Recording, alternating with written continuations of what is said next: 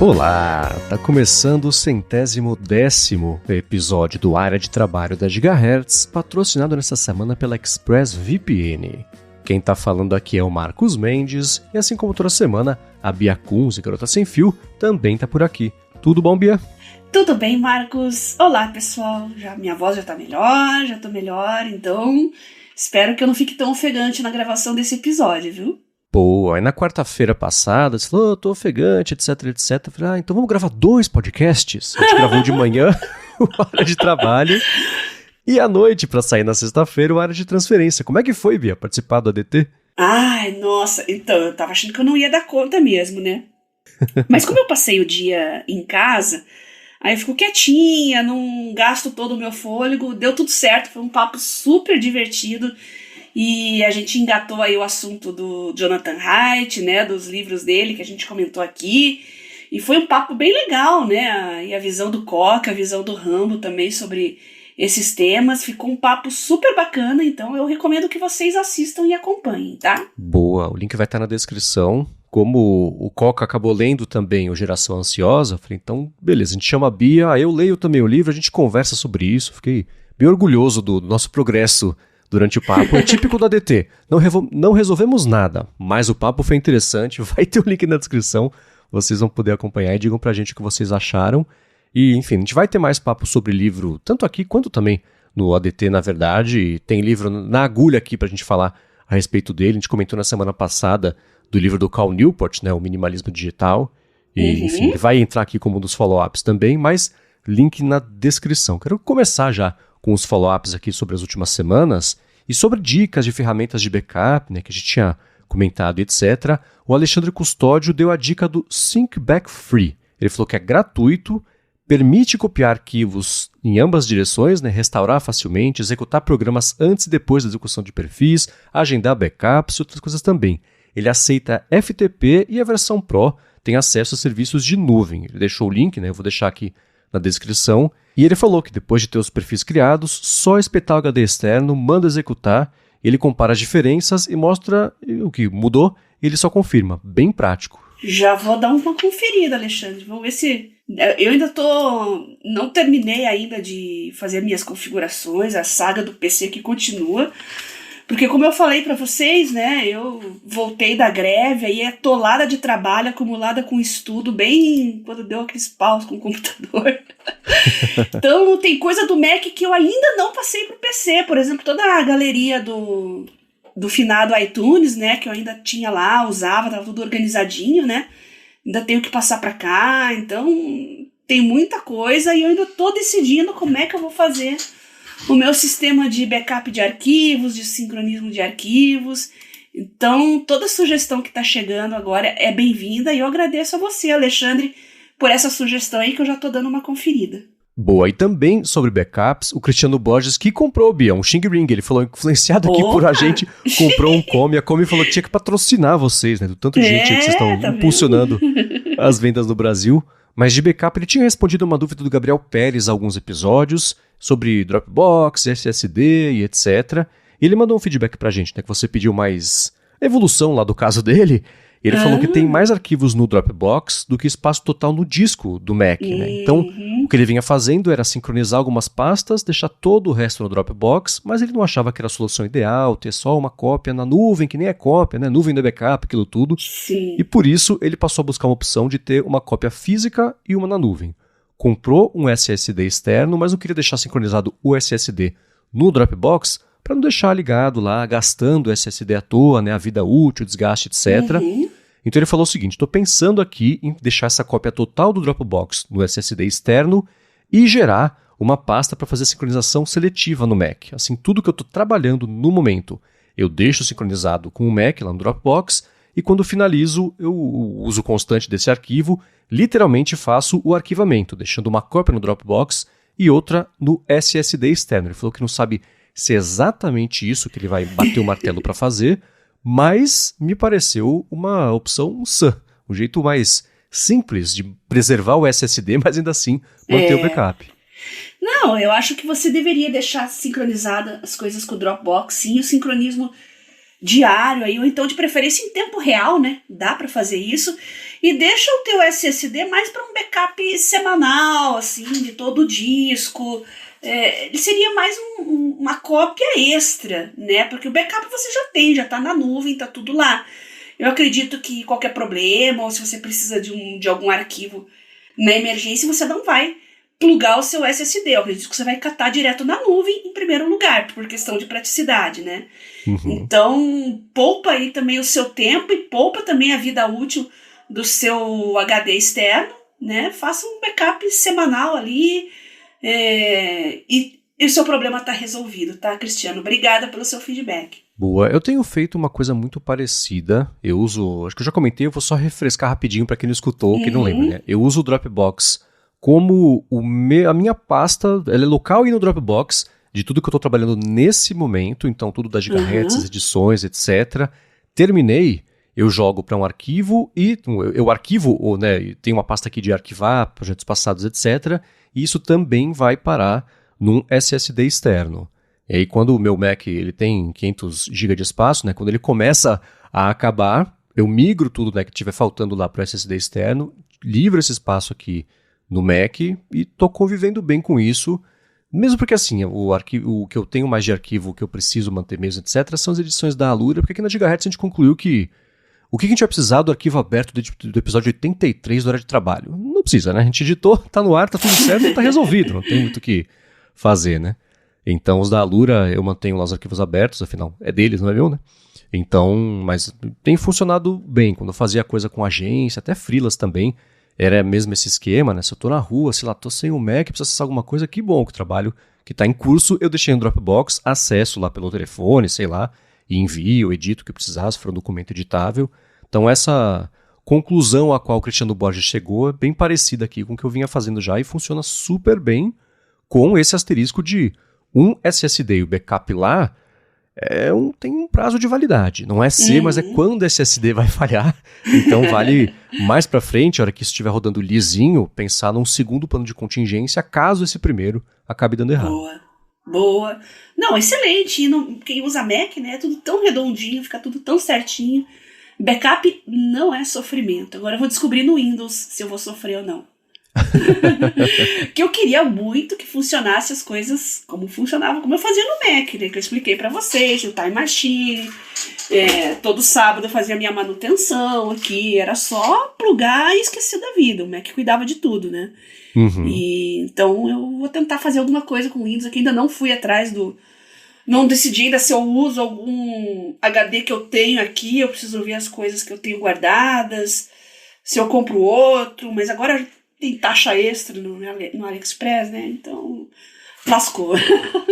Então, vou pensar, mas eu prometo pra vocês que quando eu tiver tudo decidido e tudo resolvido, eu atualizo vocês, tá bom? Maravilha. E Bia, eu vou fazer o seguinte, teve um feedback que chegou, que estava lá embaixo na pauta, eu vou trazer para agora, que é justamente sobre o Windows, né? Você está se aclimatando de volta aí com o mundo Windows. E o Paruker mandou uma dica de concentração nativa para quem usa o Windows, que ele falou, descobri essa semana que o app de relógio nativo do Windows, pelo menos no Windows 10 que ele está usando, tem uma função Pomodoro. Tá lá com o nome Sessões de Concentração e integra até com o Spotify, que ele não testou porque ele não tem. Mas ainda assim, integra também com o Microsoft To Do para selecionar a tarefa que está sendo trabalhada.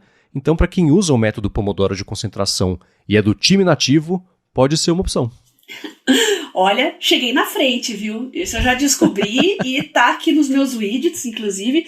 É muito raro eu usar o Pomodoro, eu sou bem focada, hoje eu tô bem educada, vamos dizer assim, para me concentrar, mas às vezes ainda por uma questão de... nos dias que eu não tô sozinha em casa, às vezes é mais difícil focar, então nesses casos eu fecho tudo aqui, expulso todo mundo, boto um reloginho e tento trabalhar sem distrações. E é bem bacaninha, viu? É simples, né? Nada mais é que um reloginho ali... ele toca um aviso, você coloca o tempo que você quer, bem simplesinho, mas tá ali no teu sistema, né? Tá no alcance do mouse, então eu tô usando, já que tá ali. Bem legal, viu? Excelente dica. Eu não lembraria se você não tivesse falado. É bacana ver isso como suporte nativo do sistema, porque isso já ultrapassa ali uma linha que eu estou definindo, porque é imaginária, sobre funcionalidades simples e mais avançadas do sistema para coisa tipo, né? foco, concentração, intervalo de trabalho, integrar com Todoist de Spotify. Geralmente, apps de terceiros fazem isso. O sistema só dá ali a base, né? Bacana ver o Windows dando um suporte nativo a isso. Eu imagino que você consiga customizar quanto tempo você tem na sessão de trabalho e quanto tempo na sessão de descanso, enfim, né? No off ali do Pomodoro. Dá para customizar as duas coisas? Dá pra customizar sim. Mas a questão é que no Windows é bem legal eles terem uma widget store, que é tudo vinculado à Microsoft Store, né? Mas você pode configurar widgets, adicionar de terceiros. Quem tá em Mac já conhece bem isso, né? Agora, eu tive mais trabalho para descustomizar coisas do que customizar. Que mania de botar propaganda em tudo. A Microsoft enfia as notícias lá dos sites em tudo. E eu fico procurando, tirando. Nossa, tanto no Edge quanto no próprio Windows, aqui mesmo no sistema. Nossa, eu fiquei um tempão até tirar todas essas coisas porque distraem, né? Meu Deus, às vezes você abre um navegador, você quer ver o reloginho, ele quer ver o Pomodoro, ou então quer ver a sua to-do list, pum, pipoca uma notícia ali, sempre uma notícia de gosto duvidoso, né? Embora dê pra customizar, até as notícias de tecnologia que ele fica me sugerindo são de gosto bem duvidoso, muito clickbait, né? Meio tabula, assim, a coisa. Ai, meu Deus do céu, mas então consegui varrer tudo, não me perguntem quais os atalhos, quais os caminhos, porque eu bati a cabeça. E agora tá clean, felizmente. Boa. Anúncio no sistema ultrapassa o limite do bom gosto e até do apropriado. Né? Assim, no Mac até que é ok, mas no iOS, por exemplo, no caso da Apple, o tempo inteiro escuta, assina o Apple Arcade, assina o Apple TV, cadastra o Apple Pay, fica o tempo, assina o Apple One, o iCloud não sei o que. Né? É anúncio do próprio sistema permeando ali. Mas, sei lá, tô no menu iniciar, tô com modo aqui pra acessar o arquivo tal, me falar que fulaninha da novela separou do ciclano. Não, né? Pelo amor de Deus. Então, eu acho que isso passa mesmo aí do limite, né? E as operadoras fazem isso em nível de chip, eu acho assustador. Porque eu recebia da Claro aqui pop-ups, né, altamente distraíveis, mesmo quando tava em modo avião. Assine o plano tal, faça upgrade, Claro TV, e não sei o quê, sempre da própria Claro, né? Eu falei, como é que esses SMS chegam se você tá em modo avião, né? Aí eu fui ver se era o app da Claro, né? Eu desinstalei, porque era só propaganda. E não é! Eu desinstalei e continua chegando.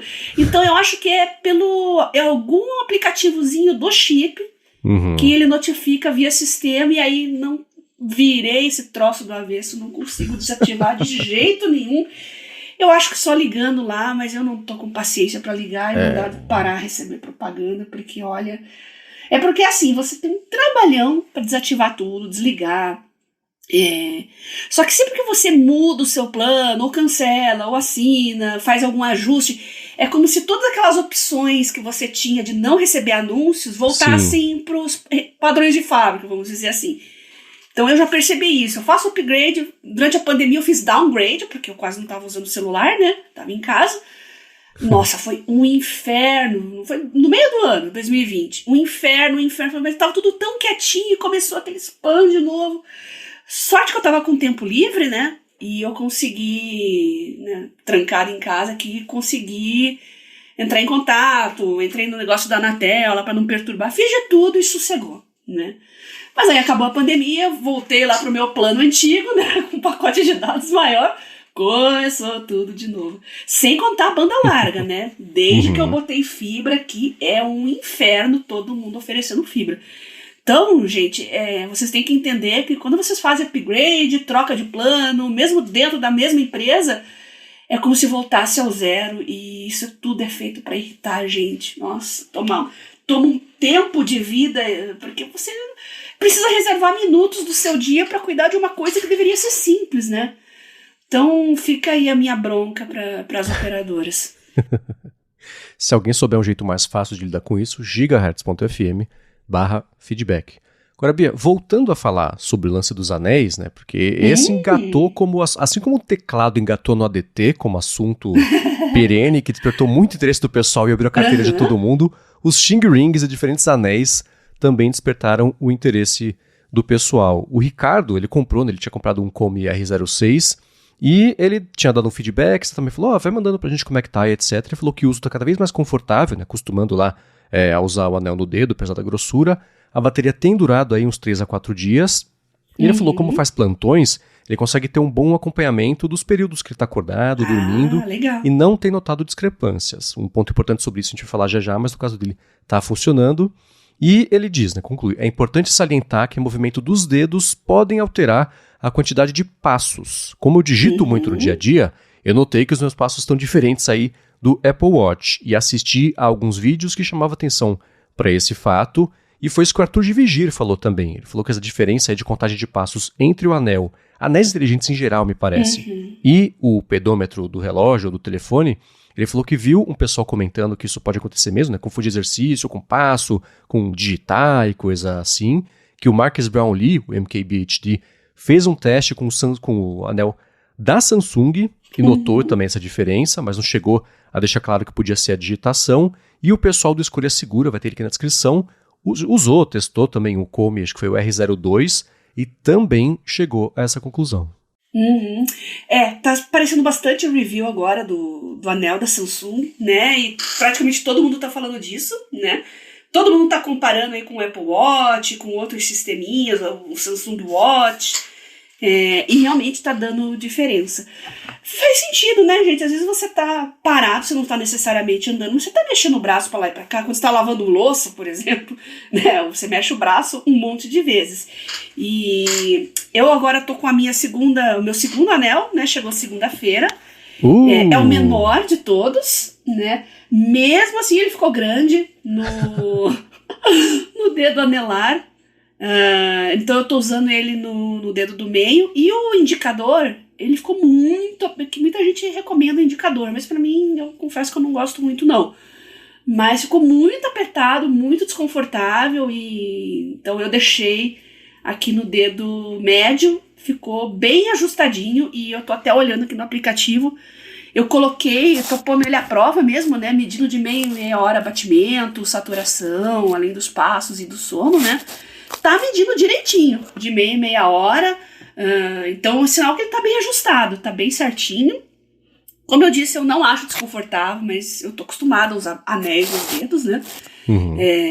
A recomendação é que você use na mão não dominante mesmo, né? Então eu uso na mão esquerda, já que eu sou destra, e tá perfeito. Agora, com relação à discrepância de passos, eu ainda não coloquei lado a lado aqui com o app da Xiaomi para dar uma olhada, né? Mas eu vou comparar os dados de ontem, terça-feira, porque eu passei o dia fora de casa, não digitei nada, não fiz trabalho manual, não fiz faxina em casa, não fiz nada que possa dar uma discrepância muito grande, então eu vou dar uma conferidinha. Vou mandar os prints para você aqui, Marcos, para você postar nas anotações deste podcast e o pessoal pode dar uma conferida, tá?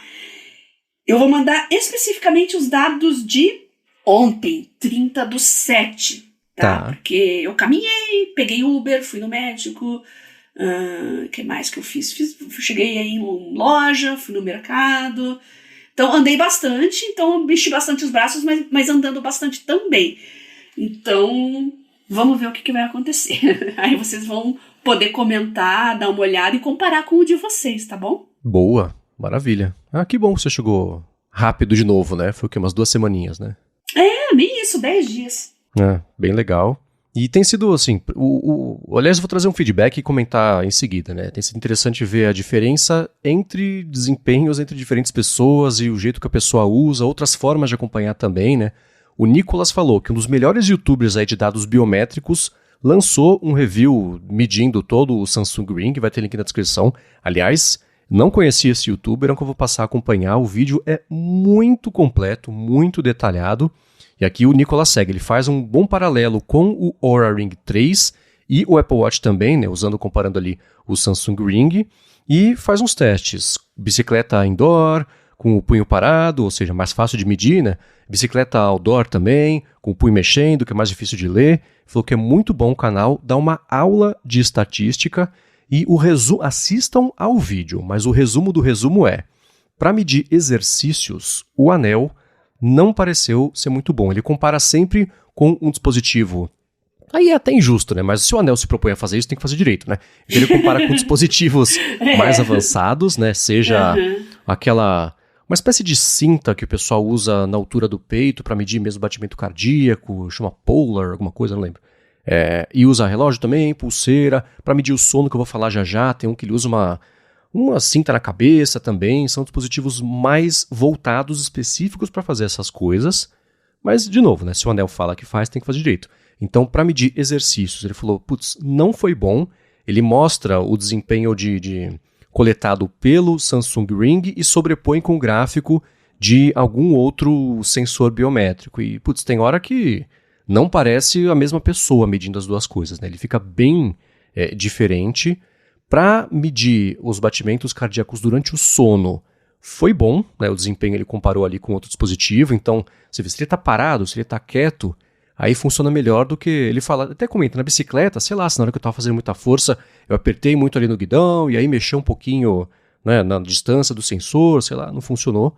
Estágio de sono também ruim, não ficou bom com um dispositivo específico para isso.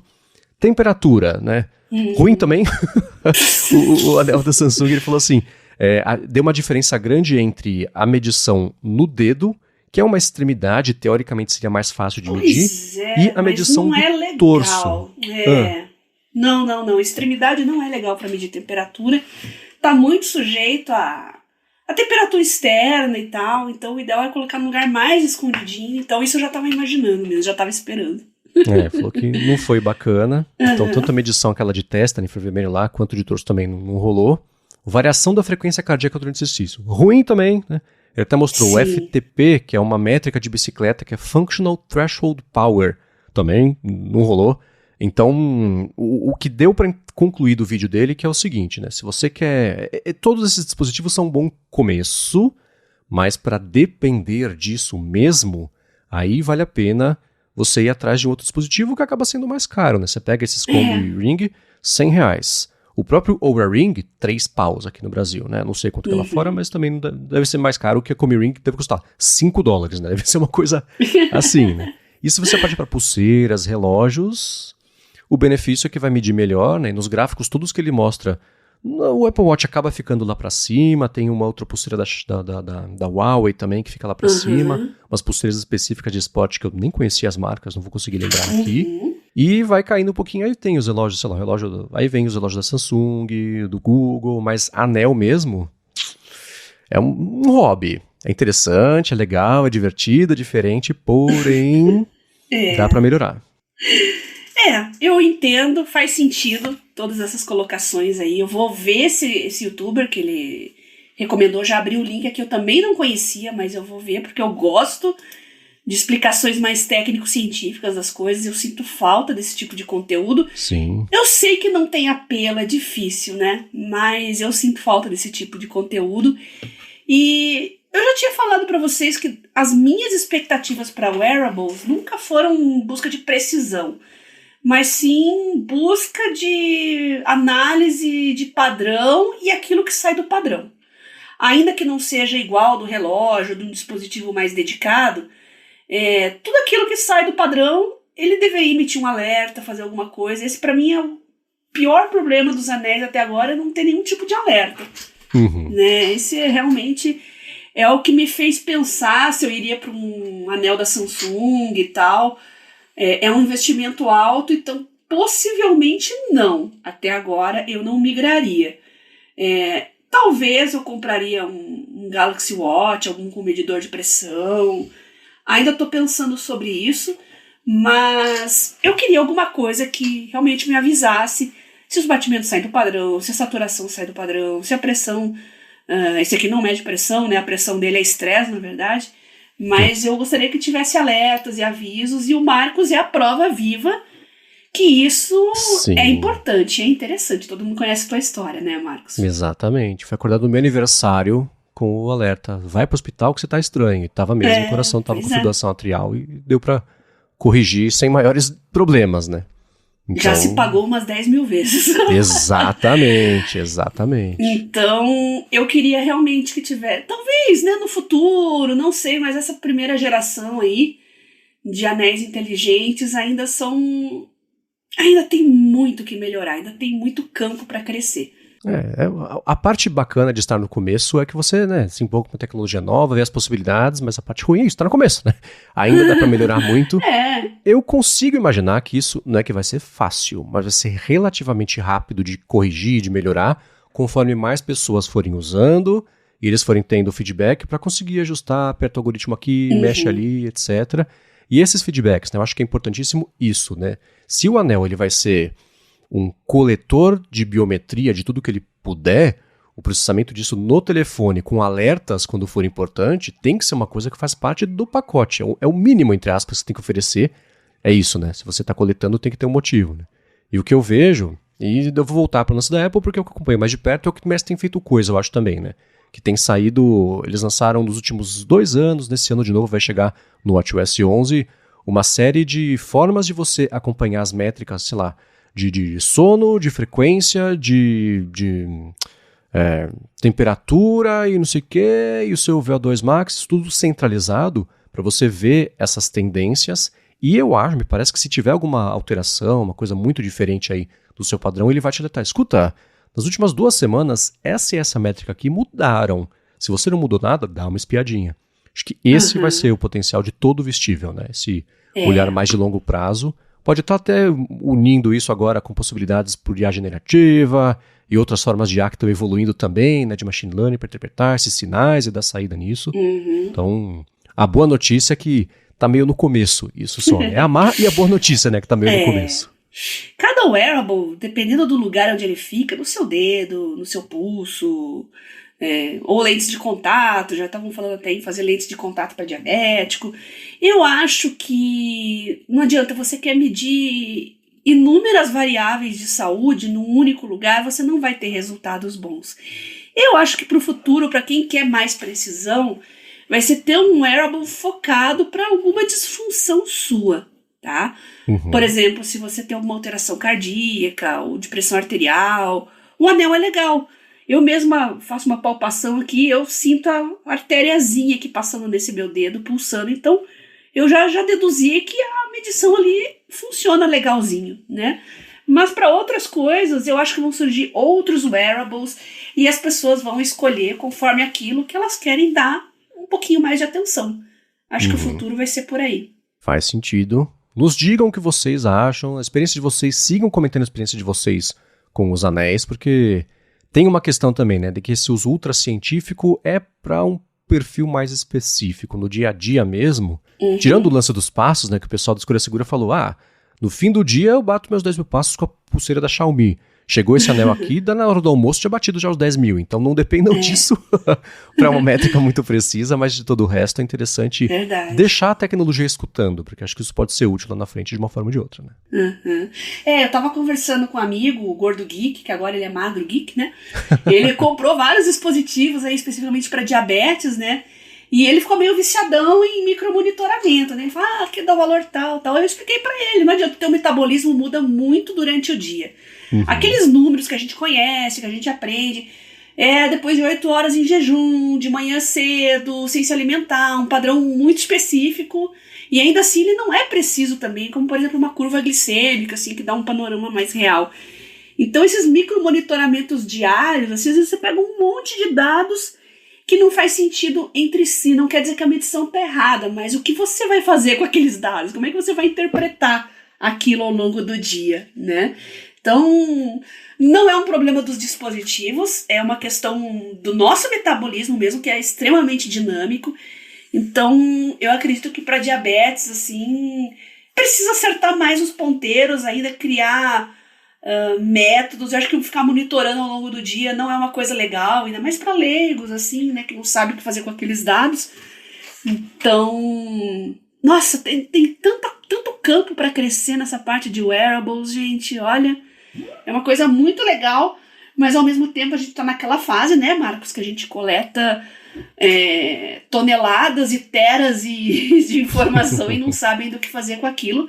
E como eu já expliquei, a minha esperança é que a IA em saúde comece a dar um norte no sentido de trabalhar todos esses dados e fazer alguma análise inteligente com eles, tá? Cruzamento de dados, né? Sua ingestão de água, Comparar, por exemplo, a sua glicemia, a sua ingestão de água com a sua pressão arterial, cruzar esses dados. Eu acho que isso vai ser o futuro. Sim, a gente entrevistou recentemente lá no Hipsters Fora de Controle o Stephen Wolfram, até comentei sobre isso aqui, mas teve um ponto, né, que eu perguntei pra ele sobre essa coleta que ele faz de dados sobre tudo da vida dele, que é uma das coisas mais interessantes e malucas que a gente já viu, né?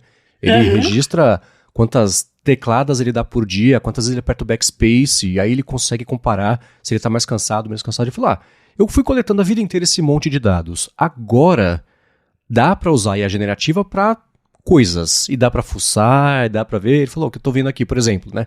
Quando dá pra ver claramente, quando eu tô mais ocupado eu emagreço, porque eu deixo de comer, eu tô, né, sono pior, etc. Então dá pra ir, ele comprovou com os dados dele cientificamente ali. Então acho que coletar, é sempre bom coletar, desde que com cuidado, ver privacidade, etc. Sempre bom fazer esse adendo, mas coletar tudo a próprio respeito, porque lá na frente, a hora que der pra explorar isso, vai ser tão legal. Pra gente que é doido e gosta dessas coisas, né? No dia a dia mesmo, talvez não seja tão necessário assim, mas eu acho que esse é o caminho, sim. Legal. Agora, falando justamente sobre esse papo de IA, vou trazer aqui um follow-up de feedback mandado pelo professor Vitor em um curso de IA para professores e professoras, bem interessante por sinal. Mas antes, eu vou tirar um minuto do episódio para agradecer a ExpressVPN, que está mais uma vez patrocinando o Área de Trabalho e segue oferecendo uma forma de, por meio do link expressvpn.com/adtrabalho, você assinar 12 meses e usar 16 meses de uma VPN que investe muito em estabilidade da sua conexão e também em privacidade, porque se você usa Wi-Fi públicos, do shopping, do hotel, do aeroporto, do Airbnb, do avião, enfim, né, do dia a dia, quem tem a vida móvel acaba usando Wi-Fi público, Wi-Fi de graça, e geralmente a segurança pode não ser a prioridade, ou então o custo mesmo ali desse Wi-Fi gratuito, às vezes não, né, como no caso do avião, são os seus dados, mas com o ExpressVPN você roteia a sua conexão pelos servidores, pelos canos impenetráveis deles, e ninguém, e nem ela, na verdade, tem acesso aos dados da conexão, ao que você está acessando, os servidores, aplicativos, onde está passando o seu tempo, os sites, os conteúdos, apps, enfim, você protege, você diz não para essa sua coleta e uso dos seus dados. E uma outra coisa muito bacana, especialmente em tempo de Olimpíadas, fica a dica, é você poder acessar conteúdos de outros países que não estão disponíveis aqui no Brasil. Eu estou usando bastante no HBO Max, que agora é o Max. Eu sei, por exemplo, quem não está satisfeito aí com as transmissões do Brasil, no HBO Max de Portugal. Eu perguntei no Threads, o pessoal falou, tem transmissão aqui, você pode ver também. Então tem alternativas, né? Estados Unidos tem o Peacock, que você pode assinar e ver as transmissões de lá.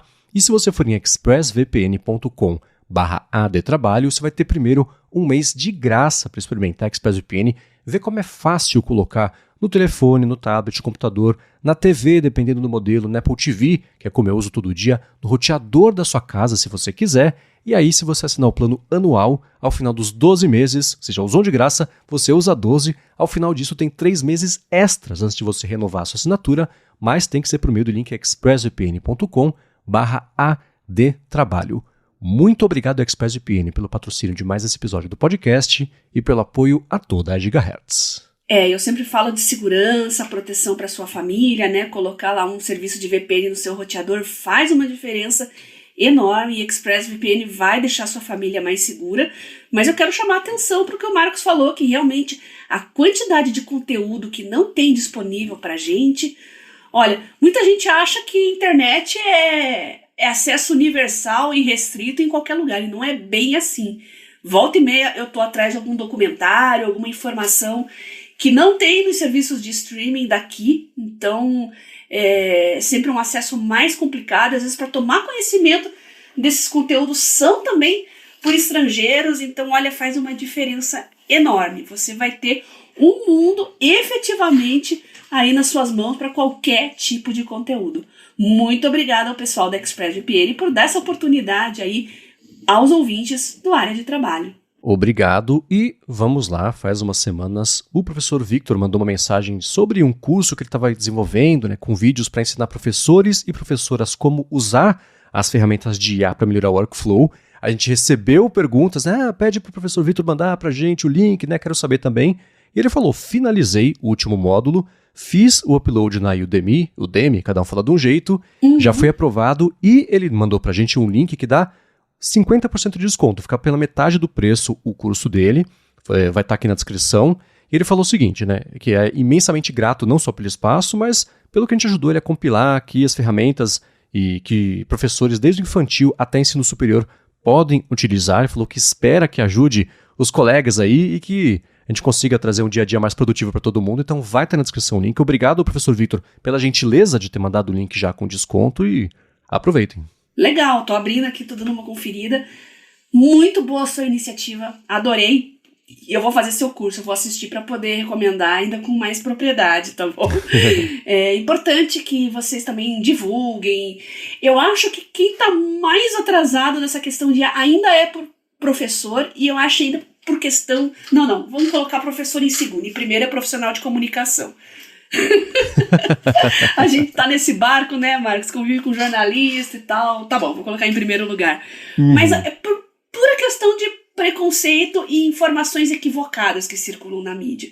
Então a gente tem que vencer essa barreira, e a hora que os professores entender que o tempo de vida que eles vão ganhar com isso é uma coisa que não está no gibi.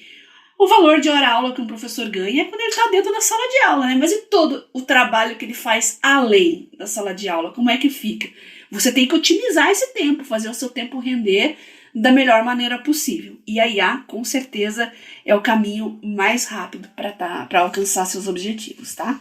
Boa, e especialmente sobre isso de sala de aula, inspirado pela nossa conversa, e nossa que eu digo no ADT com a sua participação, né, Bia? Sobre o livro do Jonathan Haidt, eu escrevi também sobre isso, eu continuei pensando sobre isso, na quinta-feira escrevi sobre isso para o Mac Magazine no último fim de semana, e o texto foi uma conclusão que a gente esbarrou ali, mas eu quis explorar a fundo, que é, para essa geração ansiosa, a solução não é voltar para o passado, né? Fingir que os telefones e tablets não aconteceram, e as redes sociais, e, né, porque a infância nos anos 90 era legal porque tinha bicicleta. Acho que existe uma forma de tentar absorver isso com instrução, falo sobre incluir as crianças, jovens, enfim, né, na conversa e prepará-los para essa interação com rede social, ao invés de com 16 anos você dar o negócio na mão da criança, do jovem, enfim, e pronto, né? Quem vai cair num golpe? Quem cresceu com instrução sobre rede social ou quem está tendo contato pela primeira vez, né? O texto vai ter aqui na descrição. E da parte interessante e construtiva que teve lá nos comentários da matéria, teve um professor, o sobrenome dele Ferrari, falando sobre como incluir as crianças na hora que você fala sobre limitação na sala de aula não funciona, porque né, é que tipo, né, que ele fala, exagerando muito, é você deixar na mão das crianças as regras de quando que vai usar uma droga super viciante. Não é esse o caminho, né? E teve uma discussão lá sobre o uso de tablets, telefones na sala de aula como um recurso didático mesmo e como isso funciona em diferentes níveis, mas também existe aquela coisa de que nem todo mundo, nem toda escola vai poder ter, né, condição os pais ali, mas comprarem um tablet para mandar para a criança na escola, etc. Isso me lembrou um papo que a gente também lá no Fora de Controle bateu com o Guilherme Sintra, que é da Fundação Lima. Ele é diretor de inovação e tecnologia lá. Ele falou, cara, a intenção de incluir tecnologia na sala de aula, ela é sempre muito bacana.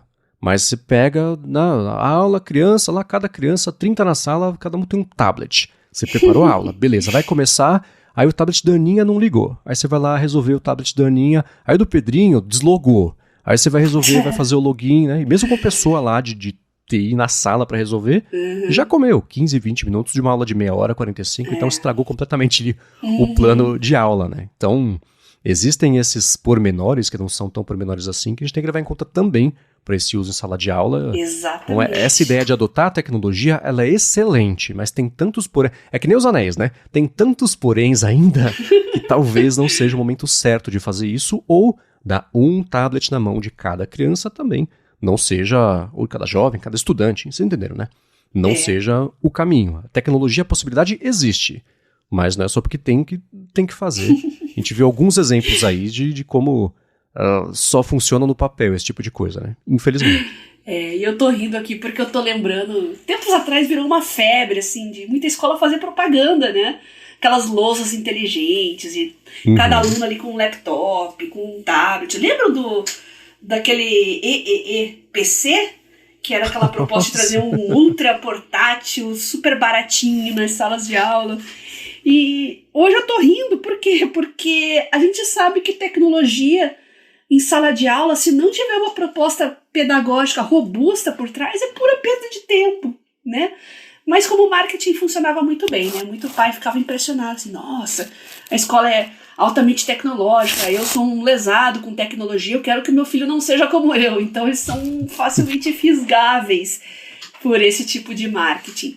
E acho que hoje as coisas estão mudando, né? Quem está com esse apelo de marketing realmente é a IA, mas assim como tudo que envolve tecnologia, tem que crescer mais pedagogicamente, tem que ter uma proposta legal atrás, e espero que com o curso do professor Victor os professores pelo menos entendam o que a IA realmente é capaz de fazer e eles possam usar da melhor forma possível junto com os alunos. Porque a pior coisa para um professor é ele descobrir que ele está atrás com relação aos alunos, né? Imagina todos os alunos deles dominando as ferramentas, pintando e bordando, e ele se sentindo na idade da pedra, né? Deve ser uma sensação horrível. Exato. E as coisas estão evoluindo também, que sei lá, a gente viu nas últimas 2-3 semanas, né? Ou talvez um mês. O ChatGPT, lá com o GPT-4o, que inclusive, né, na versão de telefone, eles estão começando nessa semana agora, começaram ontem, né, na terça-feira, a liberar para quem assina o ChatGPT Plus, é um grupo pequeno de pessoas, mas já aquele voice mode novo para quem usa o aplicativo no telefone, que tem acesso a ver também o que está na câmera para você poder interagir com isso, e a voz mais natural, e uma latência menor da conversa para virar de fato ali uma conversa. Tô louco para ter acesso a isso, eu abro a cada 15 minutos aqui para ver se pintou para mim. Ainda não, ele fala, tá chegando. Então mais uns dias deve liberar, que eles falaram que aí nos próximos meses já vai sair para todo mundo mesmo que assina o ChatGPT Plus.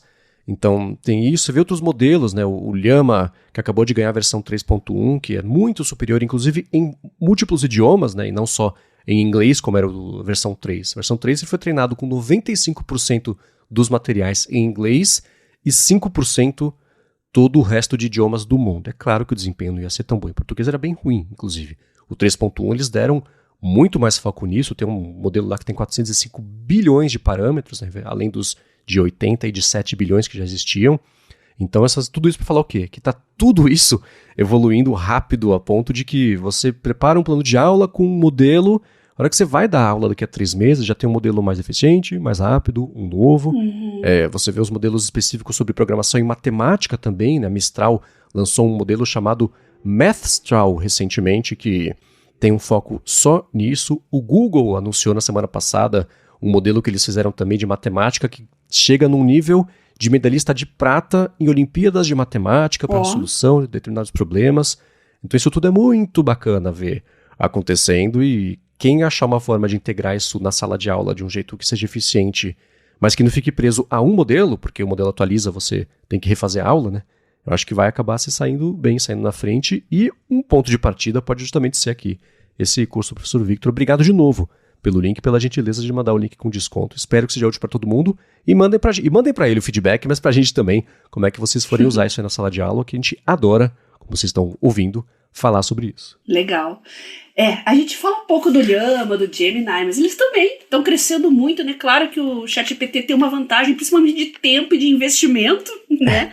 Então eles conseguiram disparar, né, com uma largada aí, com muito tempo de vantagem, mas as outras ferramentas estão aí, estão crescendo. Eu pessoalmente uso mais o Copilot, já falei para você, ainda mais agora que eu estou no ecossistema do Windows, e nossa, eu não sei mais simplesmente viver sem isso, né?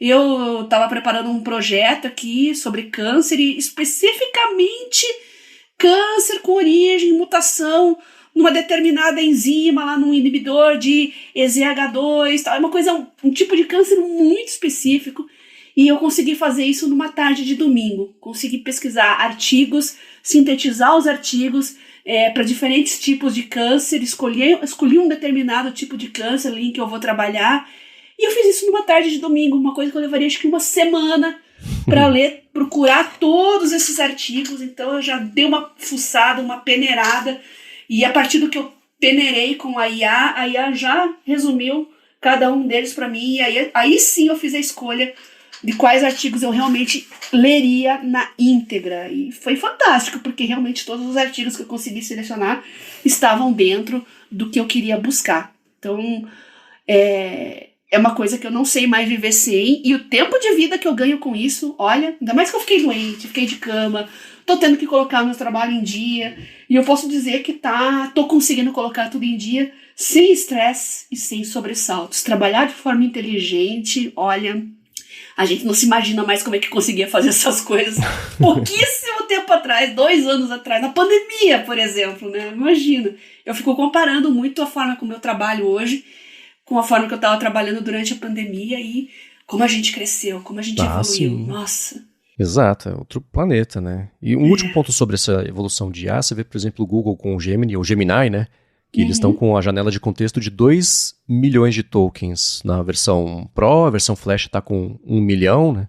Isso está bem à frente, o ChatGPT hoje acho que ainda são 100 mil, 100 e pouco, é pouco, né? Mas tudo isso está evoluindo tão rápido que o que você tinha, quem estava usando o Gemini antes lá, saiu o Gemini Pro, 1 milhão de tokens, deu 3 meses, agora são 2 milhões, né? Isso para sala de aula é incrível, né? Porque você consegue usar uma aula, durante uma aula inteira, né? Você sobe um vídeo, um filme de 2 horas e usa isso como contexto para uma conversa na aula inteira e cabe nos 2 milhões, né? Impressionante. Nossa, impressionante. Pois é.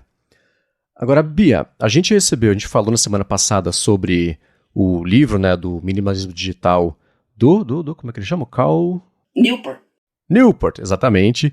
E, inspirado nisso, o Fabiano Castelo mandou pra gente e falou, esse papo de vocês, de minimalismo digital, me lembrou um livro que eu li faz uns anos e que teve um efeito positivo sobre o meu relacionamento com redes sociais, que é o livro 10 argumentos pra você deletar... você vai adorar, Bia.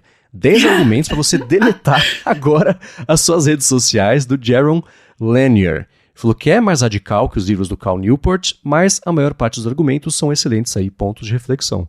Você já conhecia ou já leu esse livro? Legal! Não, e já vou procurar. Eu não tenho problema com visões mais radicais ou menos radicais. Eu gosto de ver tudo, porque se a gente vai montar o nosso próprio pensamento, a nossa própria opinião, eu acho que a gente tem que ter acesso a diferentes visões, né? Então, até porque mesmo o mais radical, às vezes pode ter pontos bons argumentos ali que a gente possa aplicar de uma maneira mais adequada. Então, gosto de ler todas as visões e agradeço muito pelo feedback. Já tá na minha listinha de livros aqui, tá bom?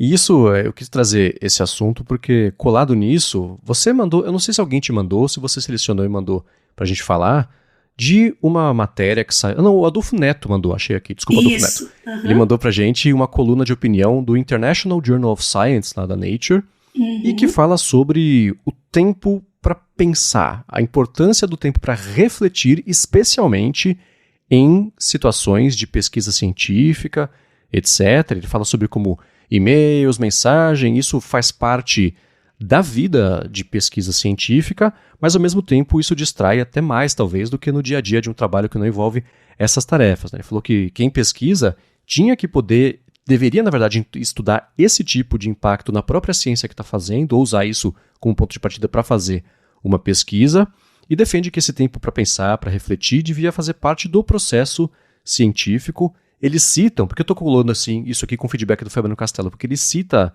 na matéria o Cal Newport com outro livro que você falou, que foi o Slow Productivity. Isso. Eu acho, Bia, que a gente poderia, se você tiver tempo logo da próxima semana, ler e trazer isso como tema principal do episódio que vem, que eu me interessei muito por esse tema.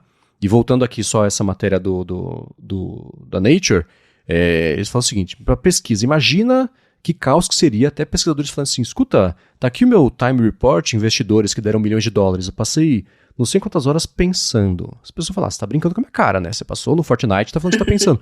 Então seria um problema, até um problema talvez cultural, institucional, você colocar o tempo de pensamento, de reflexão como parte do trabalho.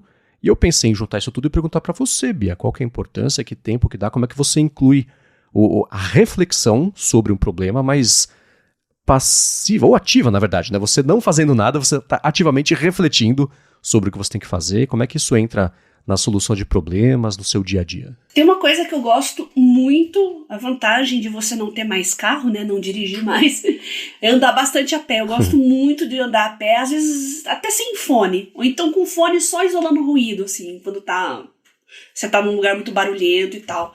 Mas ontem, depois de muitos dias aí doente, com falta de ar e tal, consegui andar um pouquinho na rua, menos do que eu gostaria, porque estava um dia bem gelado, Mas, como eu falei, domingo eu trabalhei nesse artigo e impressionante como ontem, assim, eu comecei a ter várias ideias do que eu vou escrever nesse artigo, né? Porque eu sintetizei, montei um esquema, peguei as principais ideias, fiz um rascunho. A versão final que eu ainda vou escrever vai ser baseada no que eu já coletei e no que eu já refleti sobre o trabalho coletado. Mas caminhar com calma, pensando, você tem excelentes insights. Olha, a gente precisa mesmo de um tempo longe de tela, longe de fone de ouvido, mais contato com a natureza, andar num parque, mesmo na rua, né? Caminhar, ir a pé até algum lugar, assim, sem nada interferindo, só você e os seus pensamentos, faz uma diferença muito grande, sim, tá? E o artigo que o professor Adolfo mandou, eu estava lendo ele quando eu tive uma emergência, eu tive que interromper, eu não consegui terminar de ler ainda, hoje, né? Mas vou terminar de ler, vou recomendar lá no Twitter também, porque eu acho que principalmente a geração Z, né, tá muito nessa noia de ficar sempre vencer o tédio na frente de alguma tela, né? Você não consegue ficar parado, você não consegue ficar quieto, você tem que ter estímulos o tempo todo, audiovisuais, enfim, é uma questão de costume, né? E você fica sem tempo para refletir, para ter boas ideias, para ter ótimos insights. E os insights, né, juntar ideias prévias que você já tem e transformar numa ideia nova, eu acho que isso só acontece quando você realmente tem tempo para pensar, como é o título do artigo. Vale a pena a leitura, sugiro que vocês leiam e reflitam sobre ele, de preferência longe de qualquer estímulo eletrônico. Imprime o artigo, vai pro meio do mato. Então... Eu acho que um exemplo perfeito de como isso funciona é quando você pensa na piada perfeita pra uma situação, só que 3 dias depois. Você toca a cena na sua cabeça, nossa, se tivesse pensado... Tem até um episódio de Seinfeld que é isso, né? Que o George Costanza tá dirigindo pra casa. Exato. Você falou. Então, eu acho que é um exemplo perfeito disso. E onde eu tenho mais aplicado esse tipo de coisa, né, tudo bem que assim, né? Pautas de podcast. Eu já penso mais ou menos o que a gente vai falar ao longo do próximo episódio. Isso vai marinando ali na cabeça. Mas não raro, eu tô ou editando ou escutando depois de publicar, que eu escuto como ouvinte depois dos episódios que a gente publica. E falo, nossa, devia ter falado desse ponto. Nossa, tem aqui... Aí entra como follow-up na semana seguinte, eu não esqueço, né? Entra como follow-up na semana seguinte, né? E o que eu tenho feito, aplicado muito isso tem funcionado, é justamente nos textos que eu escrevo pro Mac Magazine, que geralmente o núcleo disso ali, a sementinha disso, começa nas discussões que a gente tem ou aqui, ou na área de transferência, ou na fonte que eu faço com o Felipe, que é mais sobre o mundo da Apple, vou deixando isso marinar. E eu procuro prestar muita atenção em textos que você vê que foram polidos para serem bem escritos. Não é só rebuscado, mas que você vê que não tem um argumento solto, que tudo que está no texto tem um motivo para estar lá, que vai ser referenciado mais para frente, ou então que vai entregando ali o raciocínio de um jeito fluido e criativo. Então isso desde matérias de opinião, até matérias normais, né, de dia a dia, até um episódio muito bem escrito, né, por isso que eu adoro, por exemplo, o Aaron Sorkin, que faz The West Wing, porque esse cara, ele é um gênio de roteiro. Aliás, pouca gente sabe, ele ajudou muito, ninguém sabe a extensão disso, mas ele ajudou naquele discurso do Steve Jobs, que é famoso, da faculdade, etc., é do Aaron Sorkin aquele texto. Então você vê que o cara manja do que faz, né? Então eu presto muito atenção nisso sempre e tento, na medida do possível e das minhas próprias limitações, trazer isso porque eu escrevo e grande parte disso é esse lance do tempo para pensar. Você pensar ativamente sobre o que você está fazendo. Então o que eu faço geralmente é eu escrevo, eu começo, quinta-feira é o dia que eu tiro para escrever. Tem texto que leva 4 horas, tem texto que leva 8, tem texto que leva 12, já teve texto que levou mais. Escrevendo ativamente ali, aí eu comecei mais cedo, mas assim, 20 horas para fazer um texto, porque talvez se eu fosse mais talentoso, eu levasse menos tempo, mas ainda assim, esse vai e vem, né? Putz, chega por hoje, amanhã eu volto com a cabeça fresca, encontro um jeito de amarrar de verdade isso como eu esperaria que fosse se eu estivesse lendo esse texto, que seria aqui a minha expectativa. Eu acho que é um jeito... Estou usando o texto como exemplo, mas para tudo. Né? Quantas vezes você já teve uma ideia no banho sobre um problema que você tinha que resolver, né? Ou Eu não sei, eu já contei essa história, eu vou contar rapidinho, né? Eu, quando trabalhava em publicidade, que eu fazia banners, bannerzinho, esses né, chamava super banner, full banner, na época de flash. Na agência a gente tinha um cliente que era um concorrente do Band-Aid e estava lançando um curativo líquido. E eu estava fazendo um banner, não era aprovado, sonhei com o maldito banner. Eu acordei, fiz o banner como eu tinha sonhado, ele foi aprovado. Então tava ali a cabeça o tempo de pensar dormindo. Trabalhei de graça, pode ser. Mas ainda assim, foi a primeira comprovação que eu tive de que funciona. Você deixar o problema ali, não é que você está protelando, você deixa ele ali. Reflete, relaxa a cabeça, descansa e volta nele. É um outro planeta. Geralmente é menos complicado do que a gente acha. Eu também tenho muito insight em sonhos. Tanto que muita coisa eu perdi porque, eu acordava assim, não, depois eu vou pensar sobre isso, vou escrever, mas você sabe como é que é sonho, né? Lá pelo meio-dia você já esqueceu tudo. Por mais vívido que seja quando você acordou, ao longo do dia aquilo vai se dissipando. Então eu peguei esse hábito de já logo acordar. Eu uso o smartphone mesmo, tá? Pego a canetinha ali e abro o bloco de notas e começo a escrever as ideias, as coisas que eu tive. Já dei ideia de nome de empresa para amigo, nome de site, porque eu tinha um insight dormindo. Muito, muito louco isso, né? Eu acho que porque hoje também, né, o momento que a gente tem preso nos nossos pensamentos, né, é o momento do sono mesmo, que você faz aquela faxina mental, seu cérebro decide o que ele vai guardar, o que ele vai jogar fora. Então, e sobre escrever os artigos, como você falou, né, que não tem talento, então isso se pode polir com o tempo, né, com a prática.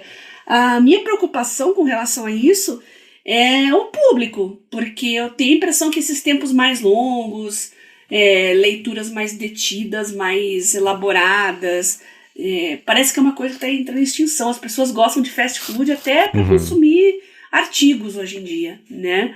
E sinto falta de uma revista, né, uma coisa que está entrando em extinção, né, revistas com artigos longos, aquele que a pessoa realmente levou um mês para escrever, você vê que ela colocou tempo, dedicação e muita leitura, muitas referências usadas para aquele texto nascer, um estilo uma Piauí da vida, assim, quem conhece sabe o que eu estou falando, né, especificamente sobre assuntos culturais. Parece que é uma coisa que está entrando em extinção, infelizmente. E eu lembro na minha infância, né, quando tinha os jornalões de domingo, né, aquele calhamaço pesado, tinha os cadernos culturais, né, o hábito da minha família era, chegava o jornal de domingo, a gente tomava café, cada um na sua poltroninha, sofá, eu às vezes sentada no chão, ali assim, porque é gigante o jornal, né, cada um pegava um caderno, ia lendo e depois trocava o caderno com o outro. Nossa, isso era uma coisa muito legal e que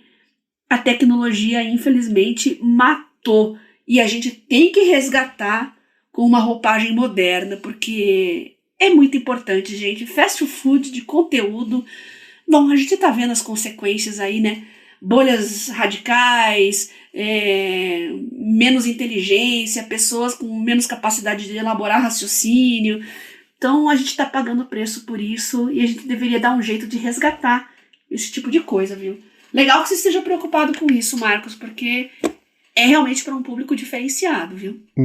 E eu noto isso também, que você comentou, que não é as pessoas. Tem gente, e geralmente são as pessoas mais vocais, que tem a preguiça de lidar com conteúdos maiores, o que é curioso, né? Não é o tipo de... E eu entendo que não é o tipo de consumo de conteúdo, não é porque é meu texto, não é porque o meu texto é bom demais, não é isso, pelo amor de Deus, né? Mas esse hábito, especialmente em sites, especialmente site de notícia, de você dedicar um tempo, 10 minutos para ler um texto em vez de 40 segundos, é uma coisa cada vez menos frequente. Isso eu percebo, assim, não tenho sombra de dúvidas que isso acontece. E nos meus textos tem gente...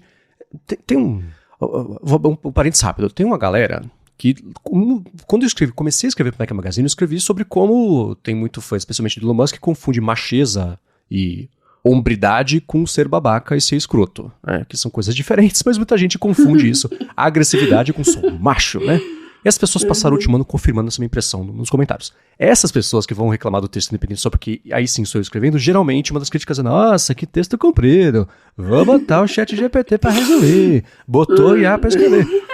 Tá, Mas dá pra perceber que existe um perfil de pessoas que se sente incomodada com essa ideia de você ter textos mais compridos e mais profundos do que, escuta, aconteceu isso por causa disso e pronto, comentem, né?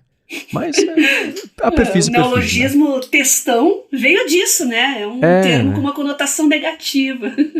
Exato. Então, felizmente não é a maioria, mas dá pra ver mesmo essa mudança. Acho que no padrão de consumo de coisas na web, né? Ela migrou mesmo para ser coisas menores, né? Você saiu do post pro tweet, que eram 140 caracteres, para vídeos de 6 segundos, né? Então foi comprimindo informação e passou a ser a linguagem, né? Mas a boa notícia é que tem espaço para todo mundo, né? A minha esperança é que com dispositivos mais dedicados à leitura isso volte, né? Porque a notícia e os artigos e tudo que é leitura na internet ganhou esse formato basicamente porque o leitor do jornal passou a ficar sentado numa mesa na frente de uma tela, que é uma coisa muito cansativa. O motivo de tudo ter ficado mais simples é esse, né? Não sacrificar a coluna e os olhos dos leitores, né? Aí vieram os tablets, começaram a ter um pouco mais de conforto para ler, e agora nós estamos tendo os e-readers e os e-readers coloridos. Queria muito que esse tipo de dispositivo vingasse, porque eu acredito que vai voltar a ter mais conteúdo estilo esses jornalões e as revistas de antigamente, que eu sinto muito falta. Sentar no sofá, sentar numa rede, né, num lugar confortável, numa poltrona, e fazer a sua leitura de domingo. Isso é tão legal, sinto saudade. Boa. Bom, para achar os links do que a gente comentou ao longo do episódio, vocês podem ir em gigahertz.fm/adtrabalho/110 ou dar mais piada nas notas aqui do episódio. Obrigado a quem entra lá em gigahertz.fm/feedback e manda não só feedbacks, mas perguntas, comentários, sugestões de pauta aqui pra gente debater. Vamos ver, dependendo de como estiver o tempo de reflexão da Bia ao longo da próxima semana e o meu também, se a gente traz aqui as nossas impressões sobre como é que chama em português? É o Slow Productivity, do Cal Newport. Vou deixar na descrição aqui o link para quem quiser também ler e se preparar para, com sorte, na próxima semana ou em breve a gente falar sobre esse livro. Obrigado também a quem deixa reviews, avaliações, quem recomenda o Área de Trabalho. Obrigado também a ExpressVPN pelo patrocínio do episódio de hoje. E obrigado também a você, Bia, por semana após semana ajudar a gente a ter uma vida cada vez mais produtiva. Eu que agradeço você, Marcos, pelo convite para participar desse projeto, os nossos patrocinadores que viabilizam ele, e os nossos ouvintes que estão sempre pautando, comentando, comprando anel adoidado, mandando dicas, sugestões, comentários. E eu vou passar na frente aqui nas minhas leituras o Slow Productivity, tá? Então se preparem pra gente ler juntos. Vocês já podem mandar seu feedback, se caso vocês já tenham lido ou já estejam lendo. E o Deep Work, que é o que eu estava lendo no momento, eu vou passar pra gente resenhar em seguida, depois do Slow Productivity. São 2 livros que com certeza vão acrescentar bastante e vocês já podem tomar a dianteira e começar a ler junto com a gente para debater junto depois, tá bom? Para falar comigo no Twitter, @garota_sem-fio, ou então no Telegram, mandar uma mensagem pessoal em @biacunze, com prints, comentários, áudios, imagens. Vocês podem mandar o que vocês quiserem, tá bom? Maravilha. Para falar comigo, MVC Mendes lá no Threads. Eu apresento por aqui o A Fonte e a área de transferência. Apresento para Luro Hipsters Fora de Controle. E escrevo todo sábado para o Mac Magazine, link na descrição, sobre justamente as minhas pós-reflexões do A Geração Ansiosa, do Jonathan Haidt. Obrigado mais uma vez pela audiência de vocês e a gente volta na quarta que vem. Beijoca sem fio a todos e até semana que vem.